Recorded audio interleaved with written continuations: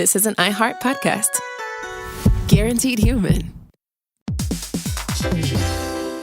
Hey everybody, when you're at work, you never know when you're going to get interrupted, like when an office fire drill happens right in the middle of your presentation, or maybe construction is going on just outside your window. But with the Dell Pro laptop powered by Intel Core Ultra with vPro, no matter how many interruptions you have, your laptop won't be one of them. Yeah, with a battery that's optimized for the way you work and built-in intelligence that quiets distractions the moment you're trying to focus, your tech won't slow you down, even when you're getting bounced from an office you forgot to reserve. The Dell Pro, built for those who stay in the flow. Find technology built the way you work at Dell.com/Dell-Pro. Built for you. With no fees or minimums on checking accounts, it's no wonder the Capital One bank guy is so passionate about banking with Capital One. If he were here, he wouldn't just tell you about no fees or minimums. He'd also talk about how most Capital One cafes are open 7 days a week to assist with your banking needs. Yep, even on weekends. It's pretty much all he talks about, in a good way. What's in your wallet? Terms apply. See CapitalOne.com/bank. Capital One, N.A., member FDIC. Hi, everybody. Chuck here. Happy Saturday. Do you want to know how chili peppers work? Because we did, and we learned. This is from September 10th, 2015, how chili peppers work. It's hot stuff.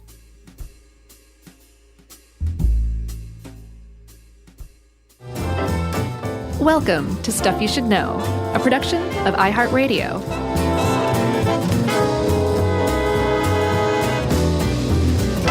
Hey, and welcome to the podcast. I'm Josh Clark. There's Charles W., Chuck Bryant, and Jerry. And that makes this Stuff You Should Know. I was so going to quote the Red Hot Chili Peppers, the band. They apparently used them at Guantanamo Bay to torture prisoners. Really? Yeah. That surprises me.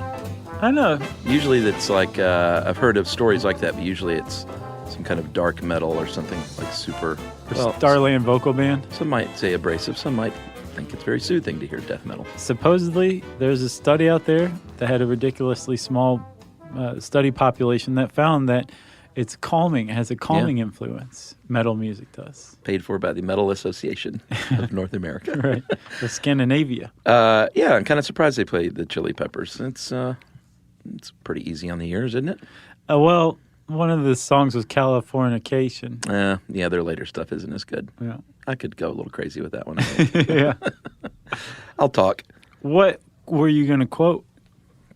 I was going to say give it away now or something like that. Oh, yeah. Or fight like a brave. I haven't heard that one. That's early stuff. Or you could just say like under the bridge downtown. Yeah. I ate a chili pepper. I actually read his biography. I guess it was an autobiography, Anthony Kiedis, because I went Was he writing about himself? Yeah, I was just going through a kick where I was reading music autobiographies for just rock star stories. Didn't you recommend the Motley Crue biography? Oh, dude, theirs is the best. Which one was it? There's one quintessential one. I can't remember what it's called. The Quintessential Crew. Yeah, just look up. I mean, that's not an autobiography. That's just a biography. Yeah. But that one's really good. The Slash one is good. And the Kiedis one is good, man. That guy, he had troubles. Oh, yeah? Just bad drug troubles and woman troubles over and over and over. Huh. But he's good now. Well, good for him. Yeah. Welcome back to the fray, Anthony Kiedis. That's what I say. So we're not talking about the Red Hot Chili Peppers. We're talking about Red Hot Chili Peppers. All right, not the. Right. We're talking about chili peppers. Uh-huh. Depending on where you are in the world, CHILI peppers or CHILE peppers. Or just chilies. Yeah, you could say that. I think a lot of chefs just call them chilies. Well, yeah. Because they don't waste words. No, they don't say peppers. It's a couple extra syllables. Yeah, exactly. No, chef. Give me some of those chilies. It is the bell pepper and the celery stalk, and the onion is part of the trinity of, I guess you would call it, Nolans cooking. Sure. And the bell pepper is a chili pepper. It's just a non-hot chili pepper, but it's still the same thing. Yeah. And it turns out that we get that terminology, chili. It actually was used by the Aztecs or the Triple Alliance in Mesoamerica. The Triple Lindies? The Triple Alliance. Oh. Prior to the arrival of Columbus. And it was Columbus himself where we get the misnomer chili pepper. Because Columbus... He's a big dummy. Could that guy get anything right? No. So he comes across the chili pepper and decides that it must be a relative of the black pepper with which he and the rest of Europe are already very familiar. Sure. So he calls it the chili pepper because he hears up in Mexico they call it chilies. Yeah. That's what the Triple Alliance calls it. Yeah. So that's where it came from, chili peppers. But it has no relation whatsoever to the chili or the pepper, the black pepper. Yes. And it's been around. It's actually one of the oldest domesticated crops in the Americas, actually. Yeah, it started out in South America about 6,000 years ago. I saw 9,000. Let's say between 5 and 12. Okay. And they don't know whether it was Bolivia or Brazil. There's a heated debate in the pepper community on the country of origin. But they do know that birds are the ones who disperse them, and birds can't feel heat in their mouth, so right. They carry them around and propagate the seeds. And then Columbus, of course, brought them to Europe, and that's how things spread. That's why you can use hot sauce or chili pepper spray or something like that on your bird seed to deter squirrels. Yeah. Because the birds are fine. Yeah, but those squirrels Those hate squirrels just run around going, hot, hot, hot, hot, hot. And it says here the birds can't digest pepper seeds, but nobody can really digest pepper seeds if they're whole. I totally can. No, you can't. I will show you right now. You're going to show me your stool? No, we can't digest them either because we don't digest seeds that aren't chewed because they're covered in cellulose, and it just goes straight through to our poop. Exactly. Same with corn. Yeah, because that is a seed. It is. I'm right. glad you finally said that. Somebody needed to say it. I think that's one of the trendy facts, don't you think? Was that corn is a seed? Yeah. Yeah, probably. Seems like I saw that all over the internet. It's pretty hot right now. Corn and poop. It's a hot topic. So I did a Don't Be Dumb on that. On Hot Topics? Man. No? Corn? Corn in your poop. Yep. Yeah. See? Hot topic. So Columbus brings this stuff back, and it spreads like crazy. Like syphilis. Yeah, because think about this. Chili peppers are native to the Americas and were unknown outside of the Americas until about 500 or so years ago. Yeah. Now they're grown in just about every country in the world. Yeah. There's all different types of varieties. But it turns out that there's 25 wild species and 5 domesticated species. And one of the noteworthy things about chili peppers is most of the time when humans domesticated a wild crop, they would stop using the wild version of it because it was just so far inferior to the domesticated version. Right. Not so with chilies. Yeah. Wild chilies are just as prized, if not more prized, than the domesticated ones. They're delicious. So there's 5 species, Chuck. And by the way, chili peppers belong to the nightshade family. Yes. With potatoes, tomatoes, goji berries, eggplants, and nightshade. Yep. And the 5 species are fun to say. Yeah, I wasn't even going to do it, but I encourage you to. Okay. Capsicum annuum, Capsicum chinese, Mm-hmm. Capsicum frutescens, Capsicum bacatum, and Capsicum pubescens. Those have little hairs on them. Yeah. I saw that one coming. So those are the 5 families. Peppers are generally hot, although we'll get into all that with the varieties. Like you said, the bells, everyone knows bells aren't very hot. Right. But what you're talking about with the heat is what's called their pungency. And the heat actually comes from alkaloids present in the peppers called capsaicin. Yes. Which we talked about in December of 2011 with pepper our, spray? Pepper spray episode. Yeah. Because that's what they're using in pepper spray. If you didn't listen to it, go check it out. It's a good one. But yeah, it's kind of funny to think about self-defense tool is really just canned hot pepper. Yeah, because that stuff can be... It works. Yeah, it really does work. And with the pungency of a pepper, most people think that it's found in the seeds. That's actually a myth. Well, it is found in the seeds. It's not housed in the seeds. Right. So the seeds are attached to the pepper itself through something called the placenta. Yeah. It's a membrane, that white stuff that's inside of a pepper, right? Yep. And that's where the capsaicin is stored. Yeah. And since the seeds are attached to the membrane, a lot of that stuff makes its way to the seeds. But if you really want the high heat, you eat the membrane.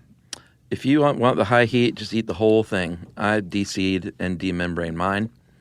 But if you're looking for heat, then just don't even sweat it. Literally, don't sweat it. That's like the second, at least, pun that you've made. Oh, yeah? Yeah. What was the first one? Something was They were both accidental. hot. I can't remember what it was. Oh, well, those are just words. No, it was perfect. It was really great. So the pain is actually not coming from your taste buds because they don't feel pain. It's coming from pain receptors in your mouth, and it sends a message to your brain saying, "This is super hot. I wouldn't eat that much unless you like it." Right. It's the same pain receptors that tell you that, say, the sip of coffee you just took is too hot. Yeah. Or like something is thermally too hot. It's triggered by capsaicin. It's the TRPV1 receptor. And that triggers the release of a neurotransmitter called substance P. And that's Which capsaicin can also block. what's crazy is yes. So we'll talk about it a little more later, but capsaicin is used as a topical pain reliever, right? Yeah. Like Shaquille O'Neal knows that. Is he I think like spokesperson icy for one of hot. those? Yeah. Oh, really? So capsaicin, if you rub it on the skin, it goes to those TRPV1 receptors and basically overloads them so thoroughly that they're no longer able to transmit the sensation of pain in that area. So it's a local anesthetic. Yeah, it's pretty cool. Yeah, it is. And lots of other health benefits that we'll talk about. Yeah. Peppers are great for you. Peppers are super. They do not cause ulcers. That is a myth. And in fact, they protect the stomach lining, or can. Yeah. And they can also thin the blood. So you need to watch out for that if you are on an anticoagulant. Yeah. I don't know if they say that on the prescription or not, but The pepper prescription? no. I prescribed you 10 jalapenos a day. No, the anticoagulant prescription, of course. It might. But if you are in a contest or just at dinner and your mouth becomes inflamed, you can drink water. I think it provides pretty stupid. a temporary respite. I don't know if it even does that. It does for me. It basically moves the stuff around and throughout your mouth. Yeah. Which is not good. What you want is something fatty, Yeah. like milk. Yeah, because capsaicin dissolves in the presence of fats. Or like if you eat a lot of Mexican food or Indian food, that sour cream and that yogurt is a nice way to smooth that out. That's what it's there for, baby. Well, that and taste and flavor and texture and everything else. Yeah, I guess so. Yeah. It's not like they're like, let's add some sour cream because this is too hot. Right. But it definitely helps. I read an article actually with a guy who was in a contest, and he was a hot pepper guy, and he described, I think he ate like 3 ghost peppers just in 20 seconds. Yeah. And he was fine at first. Then it got hot, like not in his mouth, but in his throat. Yeah. And then he just kept going through waves. Like he said, it would go away, and I thought I was good. And then he was like, an hour later, it felt like a red-hot burning nickel on my sternum.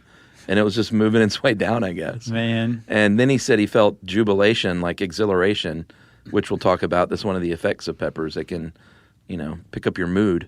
But he said he was just felt like he was on cocaine. Weird. Yeah. Yeah, because they trigger a release of endorphins. Exactly. So you can get a runner's high or some sort of high off of eating peppers. Cocaine high. Which is why some people eat peppers. It really makes them feel great. Yeah, I guess this guy wasn't a runner. He must have just done some cocaine before in his life. Right. Because that was his go-to. And so you said that birds are immune to the effects of peppers, and they also spread the seed by pooping it out, right? Yeah. Mammals are not immune to the effects of it, including humans. And apparently humans are the only mammals that purposefully eat peppers and it's been called a form of benign masochism. Oh, really? Yeah. Interesting. But it makes sense if, and the reason why they think peppers have that kind of burning thing is to protect itself, to ward off mammals from eating it. Sure. But the idea that we can get some sort of rush from it is kind of counterintuitive if you think about it, as far as evolution goes from the pepper standpoint. Sure. Yeah. Because that encourages people to keep eating you. Yeah. That's a good point. All right, well, let's take a break here, and we'll come back and talk a little bit about how the heat is measured in a hot pepper. Stuff you know.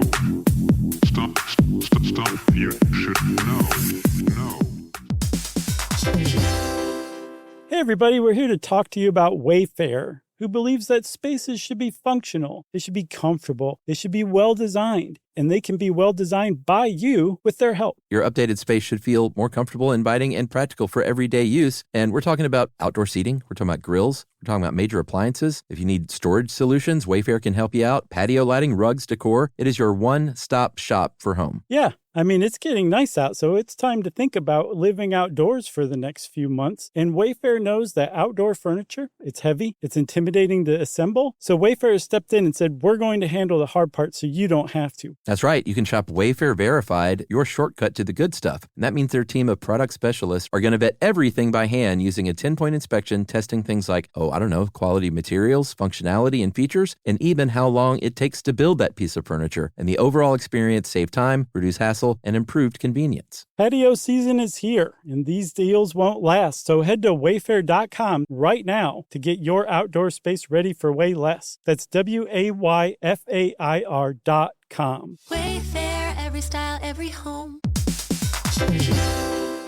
Hey, everybody. I want to talk to you a little bit about Tide Evo because it represents over 10 years of innovation and product development. Tide Evo is a first-of-its-kind technology where tens of thousands of minuscule fibers are spun together to form a 6 times powerful layer packed with scrubbers, brighteners, pre-treaters, and fresheners. And that's going to deliver a breakthrough clean that's so powerful, it feels like magic. Yeah, it is kind of like magic. Tide Evo is revolutionary. A 100% concentrated, waterless laundry tile that's made of compressed microfiber soap layers rather than liquid or powder. And it's not like pods or sheets because it uses 6 layers of detergent fibers to deliver superior cold water cleaning without plastic packaging of any kind. And it provides a mess-free, lightweight solution that dissolves lickety-split. So whenever you run into a laundry challenge, turn to Tide Evo. It's revolutionary. It's magic. Try new Tide Evo. Real laundry magic.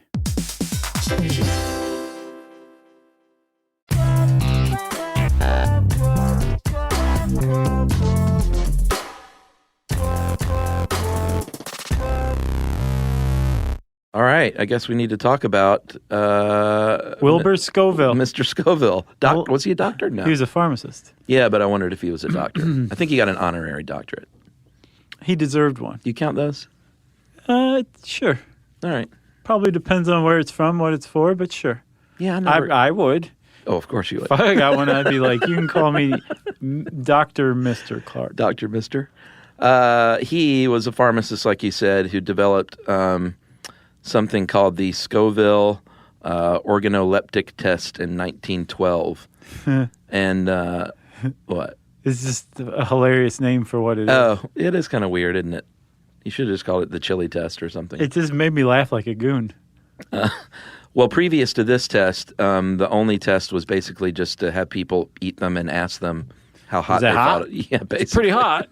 Okay, that's a pretty hot pepper. Give me some milk fat. Right. Technically, pork fat, whatever. You just eat a slab of fat and it get rid of it real quick. Yeah, they said chocolate, too, will help. Yeah, well, it's a fatty. Yeah. Full of lipids. I think that's people just like to eat chocolate with their hot stuff. So Schofield says there's got to be a better way. And he says, why don't we devise a test where we have people eat peppers and ask them how hot it is? Pretty much. But let's do it in a little bit different way. Let's keep feeding them peppers that are more diluted until they can't feel heat any longer. Right. And just make it a little more organized and formal. So the Scoville heat unit is what it comes up with, right? Yes. So, for example, a bell pepper has a 0. Not hot. But say a habanero, some types of habanero peppers can get up to like 500,000. Yeah. I think the red something, what is it? I'm sorry, the red Savinia habanero pepper got up to 570,000 Scoville heat units. Yeah.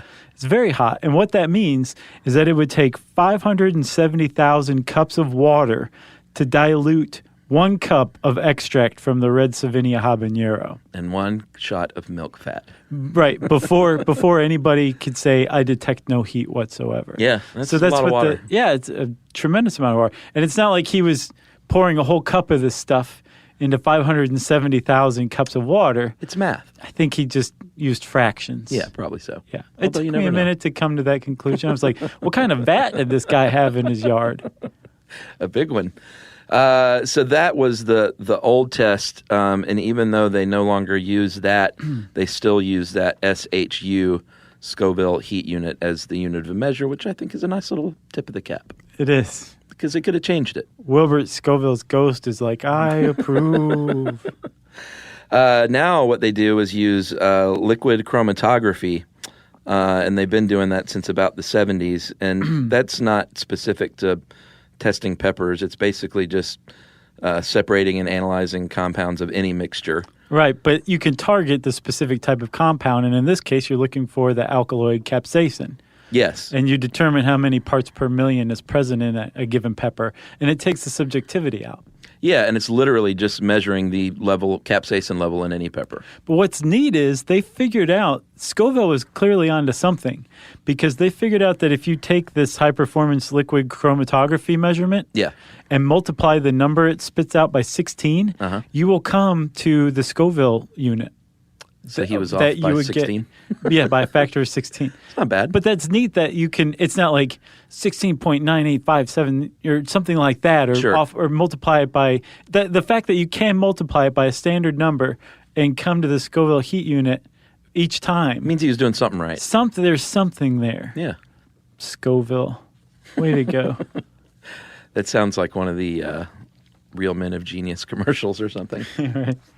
I guess, well, should we get to some of the types of peppers now? Are we there? Yeah? Yeah, I think so, because if you're a scientist, there's 2 ways to classify a pepper. By its heat, using the Scoville heat unit index. Yeah. And by its shape. Yes. And then color. Well, apparently scientists don't classify them by color. I'm talking about you and me, buddy. Hotheads. We're in the kitchen. Okay. And we're looking at peppers. Yeah. And we're like, look at that red one. Look at that green wrinkly one. Right. That one's shaped funny. Right. That's a funny shape. That's how we classify it. Red, funny shaped one. That's really hot. Wrinkly or smooth is another thing you might notice. But you're right. As far as science is concerned, it's heat and shape. And then the shapes go from shape A to shape I. Right. And my favorite descriptor is the lantern shape. I think that's great. Yeah, that's the habanero. Yeah. Very thin-skinned and very hot. Yeah. Can you eat peppers? I didn't even ask this. I eat a lot of peppers. My heat tolerance isn't great. I do like the heat, but I'm a bit of a wimp. So, like, what kind of pepper do you normally eat? Can you eat it like a Scotch bonnet? Well, I mean, I cook a lot with just bells, of course. That doesn't count. Sure they do. Okay. Because they're peppers. All right. So I cook a lot with those, but I cook a lot with poblanos, Anaheims, chipotles, jalapenos, serranos. And a chipotle is it chipotle? You just threw me off. It's chipotle. Chipotle. Chipotle is a smoked habanero. Right. Yeah. And ancho is a dried serrano? Ancho is dried poblano. That's right. Ancho powder. Yeah. That's from Puebla, Mexico. Right. Poblanos are great if you want to make a good chile relleno. Oh, yeah. Because they're about the right size, Yep. and they're really just hearty, thick, waxy. They hold up well. Yeah, you mean are aficionados of those things. Of the poblano? No, of the chile relleno. Oh, yeah. Find a good one of those. Yeah, it's funny. In college, I worked at Mexicali Grill, which I don't think is even a thing anymore. Oh, really? I know the one on Atlanta Highway closed, which was very sad. I'm very surprised. It was an institution. Sure. And their chile relleno, like a lot of the, when you go to some, kind of the cheaper Mexican places that have like the menu with 80 combination dinners, a lot of times you'll find a chili relleno, which is a ball of beef wrapped in cheese, sitting on top of a 1-inch square green bell pepper. I've not seen that one. Yeah, that was what our chili relleno was. It Man, was I'd basically be- just meat and cheese. Man, no. But you want the real thing, which is stuffed in a real pepper. Uh-huh. And a lot of people use breading. Yeah. Unnecessary. I can have it both ways. It's supposed to have some sort of fried wrapper around it. And the breading is usually too much. The better way to do it is like a thin omelet, almost like a crepe around it. Every once in a while you run I've had into one that. of those. Those Yeah. are so good. Yeah. Man. Good stuff. All right, well, let's back up then. Okay. Back to the bells, which you don't consider peppers, evidently. Well, I mean, as far as you're talking heat is concerned. Yeah, no heat. But they're great to grill and... And I can't say anything. I can't really go beyond a jalapeno. Oh, you can't stand the heat? No. So I'm frequently getting out of the kitchen. But I actually made a New Year's resolution to eat more hot stuff because I realized like I'm such a total wuss when it comes to this. I think you can build up a tolerance for sure. And I have. I've gotten much better at like eating spicy stuff. But yeah, if I like a habanero is way too hot for me. It depends on what kind of spice it is too. A lot of times, I'm more tolerant of some than others. But I've learned that once you get past that very unpleasant, painful sensation, there's like a whole new world of tastes out there. Yeah, You know? yeah, good point. So the bells are the little squatty dudes. They can be. I don't know if a lot of people know this. All the different colors of the bell pepper is the same pepper. The red bell, the green bell, the yellow bell, the orange bell. It's all the same. But they taste differently. Yes, because it's how long they're ripened. So What? The green one is ripened or harvested first. Wait a minute. It's all the same pepper. Wait dude. a minute. Hold on. That's why you'll get a red pepper that still has a little green buddy, like a little patch of green.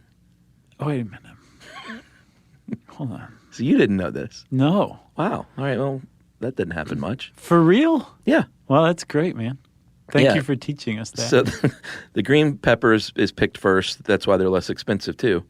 And they are a little bitter, and they are not nearly as sweet. Then you have yellow, then orange, then red as they ripen. And that's why the red is most expensive, and it's because it's the most mature. It's delicious. It is delicious. And they are sweet and kind of fruity. But Have you ever can smoked one? Or not smoked one. roasted? Yes. Oh, I do it all the time. And then you just peel the skin off? Yeah, what I do, this article says to do it in the oven. I either put it on the grill, I do it with fire, Yeah, fire works real well. or just on the stove. I'll just put it on the You got a thing gas and- stove? Got a gas stove. Sure. No, it's convection. You just put like an old piece of notebook paper on it. Roast your pepper over that. Yeah, I'll just throw the red pepper on the fire until it's all black, and then I throw it in a... Paper bag. I don't do paper because I don't usually You do have plastic? paper bags. Yeah, I'll just put it in like a grocery store bag. That seems carcinogenic. No, I don't think so. You should. Well, we'll find out. Yeah, check back with me in 20 years. Well, because I run into the sink and wash all that char off of it, so I don't think it's coming to contact what you're eating with the plastic. Right, so you use the sink, huh?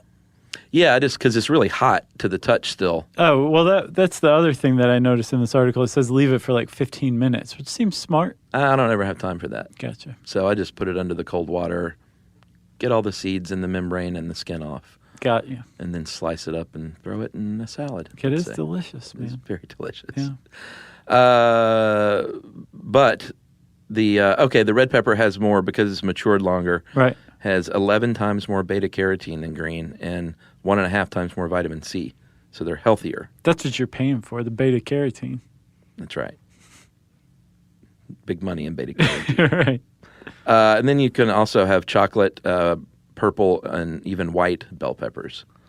And Now you're just lying. no, I think those are just different varieties, though. I don't think those are like how mature they are. Like the white ones are grown in the dark or something like that? I don't know. I have no idea. Huh. The pimento and paprika are both where they come from red bells, though. Gotcha. And paprika is Well, then smoked. how does that have any kind of... Paprika has a little bit of heat to it, doesn't it? No. No? I'm thinking of cayenne pepper. Yeah, cayenne is made from hot red chilies. Yeah. and paprika is just smoked, unless it's Hungarian paprika, and that's sweeter, and that's not smoked. Gotcha. So if you see a recipe that says paprika, you should probably know whether it's smoked or Hungarian. Yeah. And if not, I would probably just go with Hungarian. Oh, you think? Well, unless you just know you want a smoky flavor. Gotcha.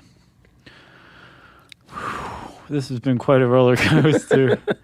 Banana peppers, very mild. Pepperoncinis, very mild. Yeah. You get those on your Subway sandwich? Yeah. Or like as a side on a Papa John's pizza. Oh, yeah. They come like that. That's right. I knew I'd seen those. And then, of course, the best one of all, the poblano pepper. Right. And then the pimento, which we just mentioned, and that is a variety of the red bell, I think, and that's what they put in olives. Yeah. And cheese. Right. What about the hot guys? See, I don't mess with them that much, but yeah, like we said, there's jalapeno, serrano, habanero, chipotle. So it is chipotle. Yeah, what do you think it was? We were saying chipotle, or were you saying chipotle? I was saying Chipotle. I've always said that. And then Anaheim. Anaheim. Yeah, I think some people transpose the L and say Chipotle. Yeah, they definitely do. Chipotle. I got confused. I know how to say it right, but earlier I was like, wait, that didn't sound right. Yeah. And then, of course, you have the delicious Thai chilies or bird's eye chilies. Mm-hmm. And those are really good and super hot. And they are small and thin, but pack a punch. So normally the rule of thumb is thin, long ones Yeah. that are red are going to be your hottest, Yeah. right? Yeah. But there's exceptions to those rules. Which is the Scotch bonnet? Scotch bonnet is like it's that like super hot? it's like more pumpkin shaped. It's like habanero, Okay. but it's less lantern shaped and more pumpkin shaped. And I think it's like a yellow orange, and it's very hot. Okay. Very frequently found in like Jamaican cuisine. Oh, The Scotch bonnet. gotcha. If you dry the pepper out and you have like the ancho pepper, the chipotle dried stuff that we were talking about, Yeah. it's going to be hotter, so Yeah. keep that in mind. Some people who like peppers will just put them in a food dehydrator and eat them like that. Yeah. Yeah, whole Or thing. just let them just dry out in the sun. Sure, if you're If you've got time. slack. If you're a hippie.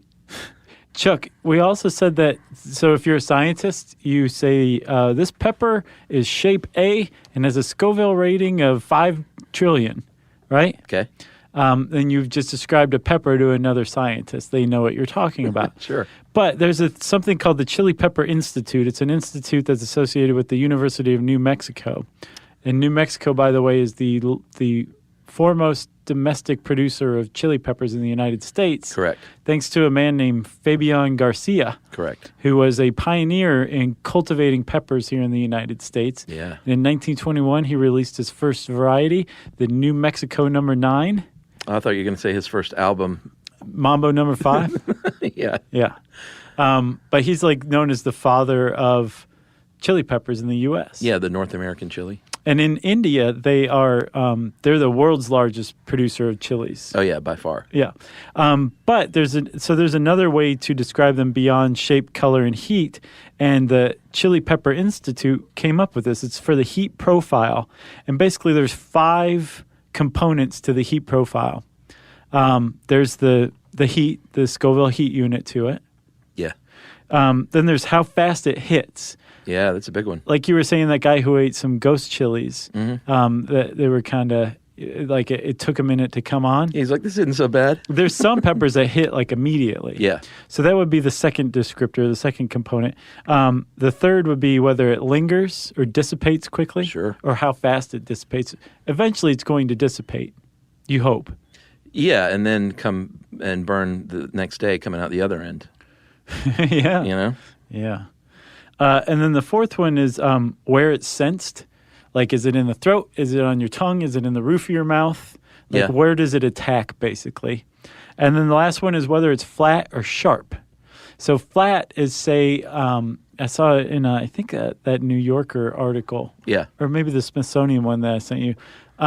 Flat is where it's like your whole tongue is just coated in the sensation of heat. Yeah. Whereas sharp is where it feels like little hot needles in your mouth or something like that.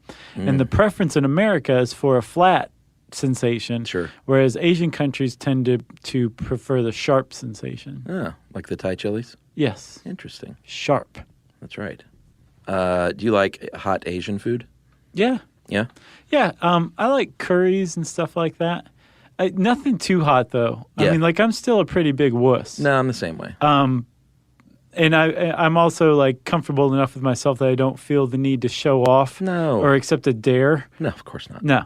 So, yeah, I don't eat that hot of stuff. But I will sometimes. Yeah, if you're still accepting food-related dares in your late 30s or 40s, Yeah. then you I don't know, you should seek some help. Did you read about that guy, Ted Besser?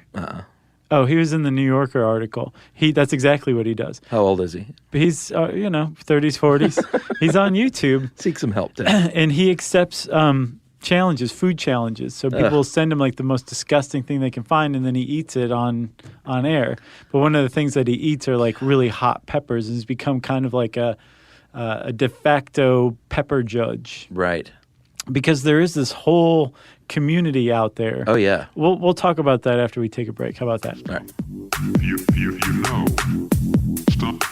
Stuff you should know. Hey, everybody. I want to talk to you a little bit about Tide Evo because it represents over 10 years of innovation and product development. Tide Evo is a first-of-its-kind technology where tens of thousands of minuscule fibers are spun together to form a 6 times powerful layer packed with scrubbers, brighteners, pre-treaters, and fresheners. And that's going to deliver a breakthrough clean that's so powerful, it feels like magic. Yeah, it is kind of like magic. Tide Evo is revolutionary. A 100% concentrated, waterless laundry tile that's made of compressed microfiber soap layers rather than liquid or powder. And it's not like pods or sheets because it uses 6 layers of detergent fibers to deliver superior cold water cleaning without plastic packaging of any kind. And it provides a mess-free, lightweight solution that dissolves lickety-split. So whenever you run into a laundry challenge, turn to Tide Evo. It's revolutionary. It's magic. Try new Tide Evo. Real laundry magic. Introducing the all-new Mazda CX-5, featuring more connection, Hey Google, where's the nearest Pilates class? safety that has your back, more discovery on the scenic routes, more passion in the details, and more control in changing weather. The all-new Mazda CX-5, more to move every side of you. See it in 5 films at MazdaUSA.com/5sides. Google is a trademark of Google LLC. Sequences shortened and simulated. Hey, everybody. When you're at work, you never know when you're going to get interrupted, like when an office fire drill happens right in the middle of your presentation, or maybe construction is going on just outside your window. But with the Dell Pro laptop powered by Intel Core Ultra with vPro, no matter how many interruptions you have, your laptop won't be one of them. Yeah, with a battery that's optimized for the way you work and built-in intelligence that quiets distractions the moment you're trying to focus, your tech won't slow you down, even when you're getting bounced from an office you forgot to reserve. The Dell Pro, built for those who stay in the flow. Find technology built the way you work at Dell.com/Dell-Pro. Built for you.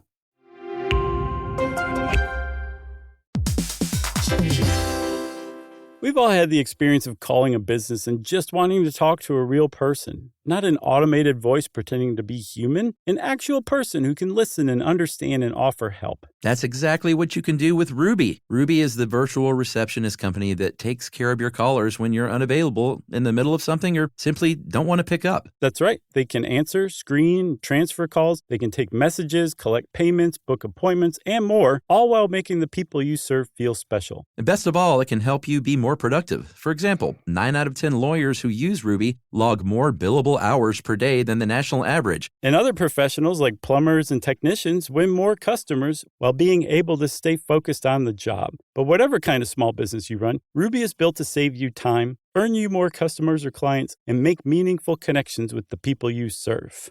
It's available 24/7, 365 days a year, and 100% based in the U.S. See why more than 15,000 small businesses use Ruby. Visit Ruby.com, or better yet, call them at 844-900-RUBY.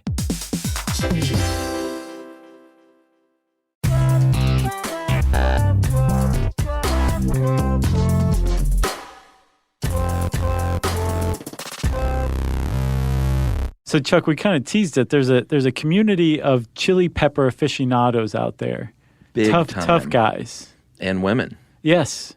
And I meant that in the non-gender specific. Yeah, and they range from just people who like to eat them to people who make their own hot sauce. To people who are competing by growing... Cultivators. Yeah, the hottest peppers on the planet, literally. Yeah, and it gets pretty dicey. They get very competitive and very snippy from what I read. Yeah, about, the legitimacy of the heat that they claim. Yeah, so there's this, again, a really great New Yorker article called The Fire Eaters from, I think, a year or two back. Yeah. And it gives a really great outsider's view of this community. And it is very snippy. Yeah. One of the problems is there is no official central body that says this is the hottest pepper on the planet. Well, Guinness does. Guinness does, and a lot of people defer to Guinness, but Sure. some other people are like, Guinness doesn't know. Yeah, they're don't know food. They're dilettantes. Yeah. What we need is a governing body that's dedicated only to chili peppers, not Guinness, right? Yeah, and one reason why is because it changes. Like, people are cultivating these things. There could be a new hottest pepper every 3 months. Exactly. And Guinness isn't going to stay on top of that. Right. So they're just kind of like, why are you even talking to those guys? So some people do defer to Guinness because it is the closest thing that they have to a judgment saying this is the world's hottest And pepper. people just like saying that. But there's no organizing central body that is dedicated to judging which is the hottest chili pepper. And there should be. According to these people, they could use it big time. Of course. They think the government should supply it. But they can't even decide on whether that the hottest pepper in the world should be its peak Yeah. or what it averages, its mean. Yeah. So right now, Guinness goes by the mean. And as it stands in the world, the hottest chili pepper as of August 2013 is called the Carolina Reaper. Yeah, the HP22BNH7 out of Rock Hill, South Carolina. Yep, and the Carolina Reaper has an average. Remember that Red Savinia habanero had 570,000 Scoville heat units? Yes. This one averages 1,569,300 Scoville heat units. That's right. And a peak of over 2.2 million. Yeah. And hats off to Ed Curry of Pucker Butt Pepper Company in Fort Mill. He's a very South Carolina. controversial pepper grower. He is. He blended the original crossbreed was between a ghost pepper, which was the previous hottest pepper introduced to the North America in 2000, the infamous ghost pepper, and then he crossbreeded that bred that with a red habanero. So the Boot Jolokia is the ghost pepper. That's from India. And from 2007 to 2013, it was the reigning champ. Yes. And from before that was that Red Savinia from 1994 to 2007. Again, that's as far as Guinness is concerned. But there are peppers out there. There's the, what's the scorpion one? The Trinidad Scorpion Butch Tea. Yeah. So that was actually grown by some guys in Australia who crossed a Trinidad Scorpion, which is already very hot, with a pepper that was grown by a guy named Butch Taylor in, I think, Mississippi. He's right outside of Baton Australians Rouge. are big on this, as it turns out. Yeah, big time. Yeah. I think the thing is, like, if there's people who listen to, like, Front 242 and go boar hunting, if there's a larger population of them in that country, that country's going to be more likely to be into eating hot peppers. What's Front 242? They're like an industrial band. Oh, really? Yeah. What does that mean about me? Because I've never even heard of it. You don't need hot peppers. Oh, okay. Yeah. There are some who claim, in fact, a grower in Southern California says, I had a pepper once that was over 3 million, but I don't even publish that stuff, he says, because it's a fluke. Right. So that's the question. Like, should that one be considered the world's hottest pepper, or should that plant or that species consistently have to put out something at 3 million? Yeah. Or does it matter? Well, that's another question entirely. Can't we just, I know they get specific about it and they want their due, but it seems like we can just say all of these are very hot. Very, very hot. Yeah. You're welcome. Yeah. I don't know. It's scary stuff if you ask me. It is. Christopher Guest should do a mockumentary about pepper hotheads. It's ripe for it. All right, so let's say you want to pick out a pepper at a grocery store. Look for firm skin. Look for super bright colors. Yeah. Which, I don't know. I'm pretty down on produce in big box grocery stores. Yeah. But if you go to a farmer's market, and especially like a local farmer's market, you're going to see weird shaped, super, super bright colored peppers. Yeah, weird shaped is right, remember? Yeah. We've talked about this before. Grocery stores won't sell ones that are perfectly awesome and maybe even better tasting because they look weird. Right. That bell pepper looks like Richard Nixon. Throw it in the trash. Yeah, and it's like, oh, I'm not a crook.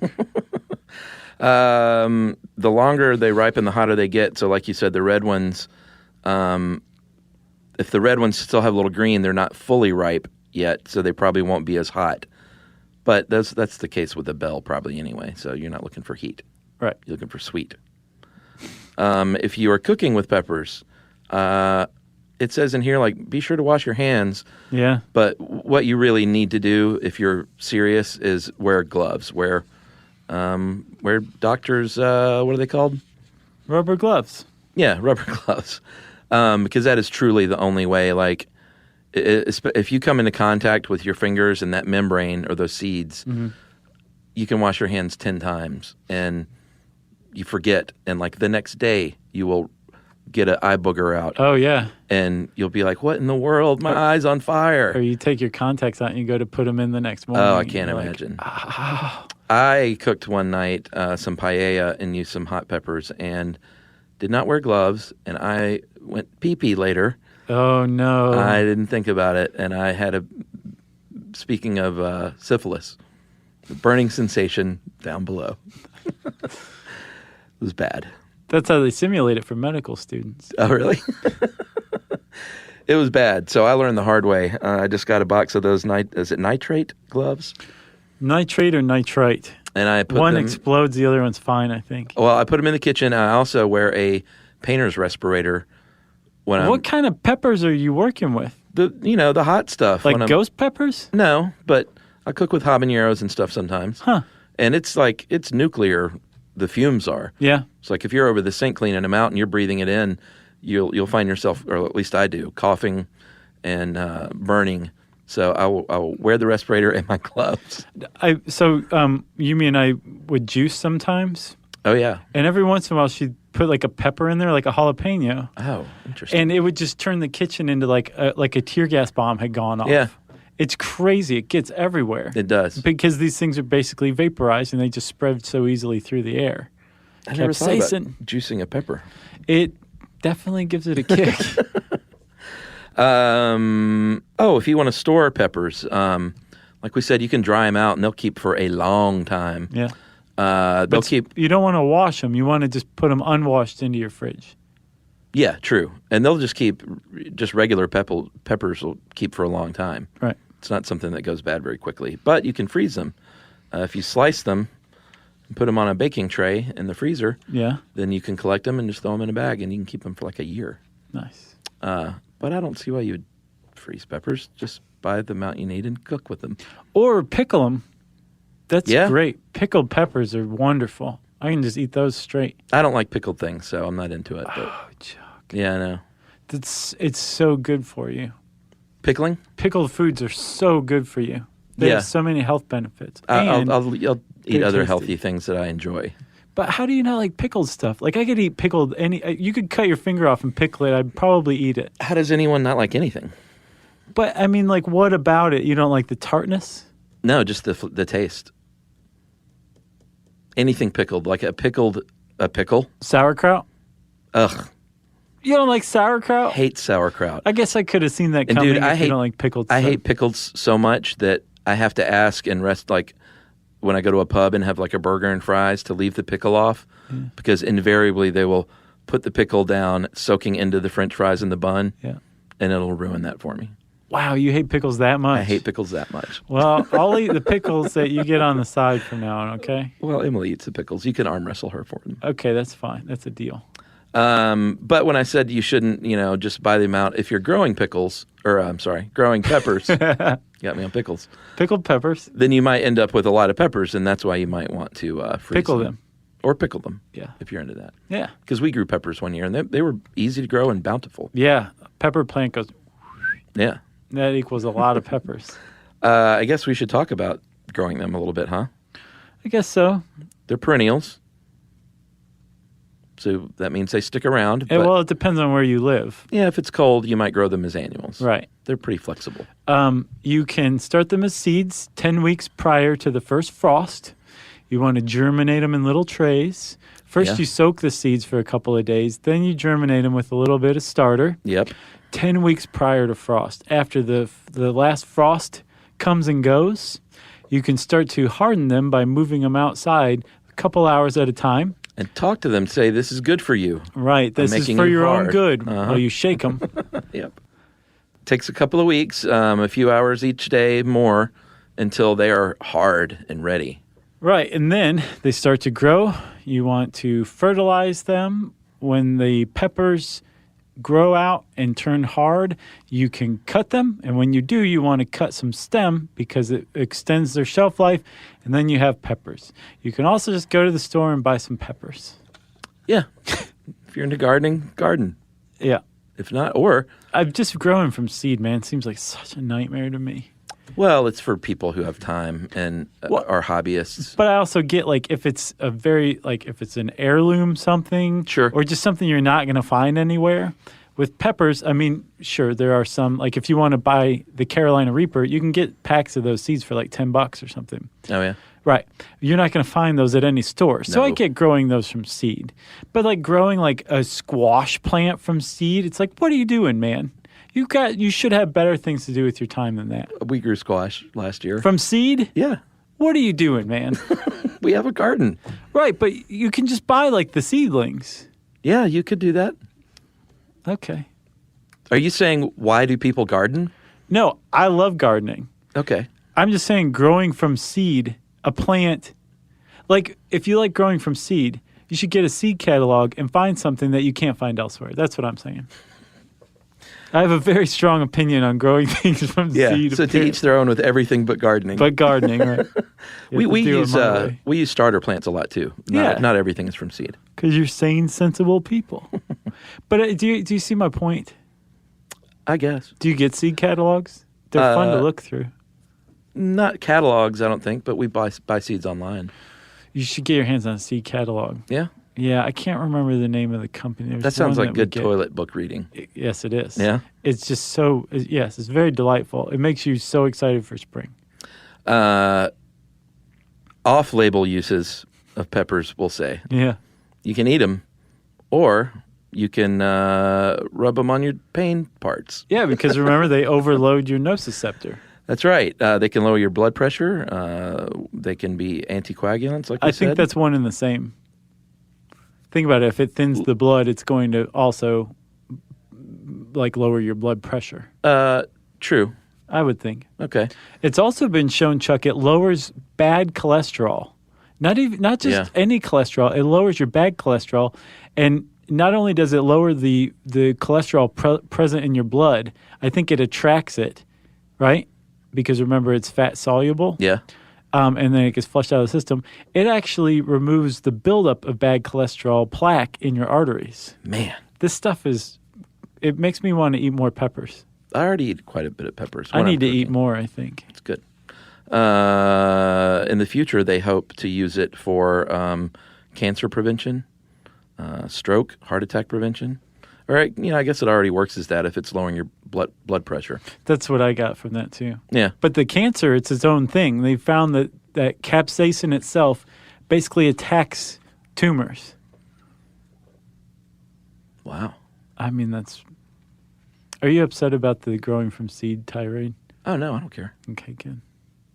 What, like it was directed at me? Yeah, I didn't mean for it to be. No. But it took a pretty hard turn at the end there. No. Right to your front door. I don't care. Right to your garden door. No. We have an article called "Can Ghost Peppers Kill You?" on our website. They cannot. It's not good. But apparently 3 pounds of peppers can kill you. Is that right? Yeah. How? Like, what's the mode of death? I don't know. They don't say. That's why it's not a good article. Well, so these pain receptors, the TRP... I mean, it's a toxin. Capsaicin is. TRPV1. Uh-huh. They're also responsible for regulating your body heat, helping regulate your body heat. So I wonder if you have like a heat stroke or something like that. I don't know. I would just say if it's a toxin and you eat too much of any toxin, you could die. Yeah, but there's, you die from, like, some toxins slow your respiration and you stop breathing from lack of oxygen. I bet you it has something to do with respiration because if you are in a hot pepper eating contest, one thing they will talk about is their throat swelling and having a hard time breathing. That'd be my guess. I think there was a Science Daily article originally that said that. So there was speaking of ghost peppers, up until last year in 2014, there was a restaurant in Grantham, Lincolnshire, which I take to be in England. Yeah, probably. Called Bindi. The restaurant was named Bindi. It was an Indian restaurant. And it had a curry called the Widower that used 20 ghost peppers among a ton of other ones. Man. And apparently they had sold like 500-600 of them, and like about 3/4 of the people managed to finish it. Not bad. Which, yeah, if you think like the ghost pepper, that was like the one that got all the press in 2007. I think what's remarkable is that people that are ordering this are probably have a very high tolerance anyway. Yeah. And if they're not able to finish it, that says a lot. Exactly. So that's chili peppers, everybody. Go forth and eat some. You said that it doesn't give you ulcers, and in fact, it actually helps with cases of ulcers, right? That's right. Isn't that amazing? It is. Okay, so if you want to know more about chili peppers, you can type that word into the search bar at howstuffworks.com, and it will bring up this article. And I said search bar, so it's time for listener mail. I'm going to call this a rarely granted shout-out. We get requests a lot for shout-outs, and we couldn't do them all. Otherwise, our show would be called Shout-Outs You Should Know. But this one was from a 14-year-old girl who sounded very sweet, so I'm reading it. Hi, guys. I'm a 14-year-old girl who's been listening for a long time, and I wanted to say thanks for the time that you spend to make us smarter. It's been really fun for my sister Anna and I to listen to your podcast before we go to sleep. However, she's leaving for college soon to study studio art, and I'll be all alone when I listen to you guys. So, if it isn't too much to ask, could you give her a shout-out and tell her that she is an awesome sister and will be missed? Aw. Sarah, you could tell her that yourself, too, by the way. You should express your emotions. I don't like to talk. You can also say to my brothers, Jonathan, Stephen, and Tommy, that they are okay, too. How many kids are in this family? Sounds like 1, 2, 3, 4, 5. That was my guess, too. She said no, don't mention the 6th one. Just kidding. If you do this, then you guys will be the best podcasters ever. Not like you aren't already. Actually, Anna just sent an email, or maybe it's Anna, to you guys last night about hula hoops. And if you could put both our emails on the air, that would be the best. I'm not going to do that, no, Sarah. We're not going to do that. But I did write her back. So this is a secret from Anna, so it would be a big surprise. So Sarah, to Anna, good luck at college. You will be missed. You're a great sister. That's so nice, Chuck. And the brothers, Jonathan, Stephen, and Tommy, you guys are okay. Man, that was nice. Very kind of you. You never know. Well, if you want to see if you can tug at Chuck's heartstrings, give it your best shot. Good luck. You can tweet to us at SYSK Podcast. You can join us on Facebook.com/StuffYouShouldKnow. You can send us an email to StuffPodcast@HowStuffWorks.com. And as always, join us at our home on the web, StuffYouShouldKnow.com. Stuff You Should Know is a production of iHeartRadio. For more podcasts from iHeartRadio, visit the iHeartRadio app, Apple Podcasts, or wherever you listen to your favorite shows.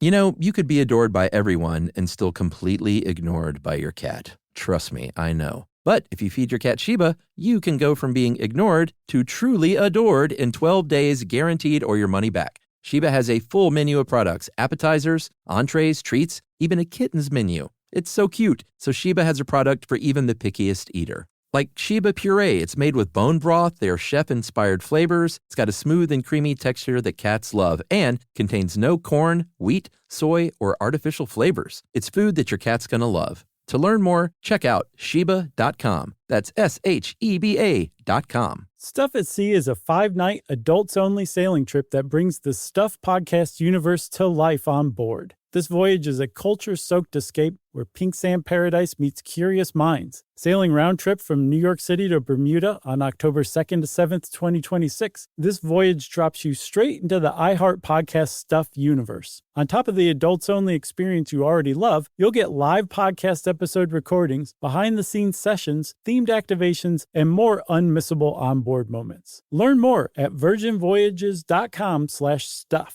This is an iHeart podcast. Guaranteed human.